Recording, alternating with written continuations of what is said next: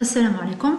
On s'intéresse dans ce présent travail à l'étude du mécanisme de la transition de la phase hadronique constituée des pions massifs vers la phase plasma de quarks gluons dans l'état singulier de couleur, qui est composé de gluons, de quarks non massifs up et down et des quarks étranges massifs ainsi que de leurs antiquarks.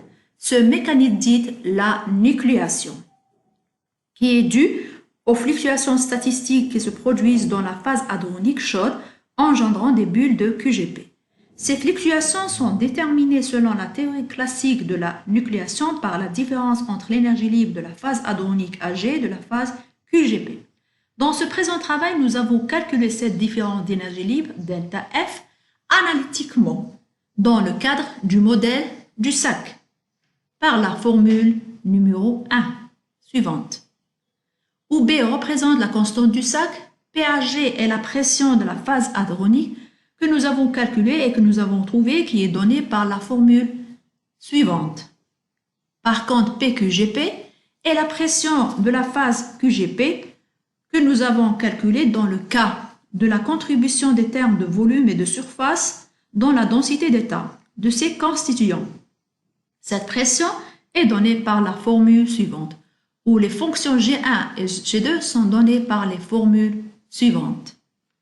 Par la suite, nous avons passé à la programmation numérique de delta F en fonction du rayon de la bulle de QGP, ceci pour une constante du sac B égale 145 MeV et pour différentes températures.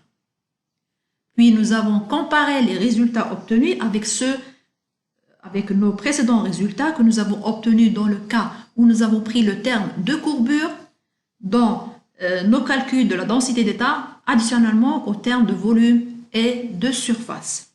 Les résultats obtenus montrent que la barrière d'énergie libre nécessaire pour la formation de bulles de QGP stable ainsi que le rayon critique correspondant à cette barrière augmente en incluant le terme de courbure dans la densité d'état.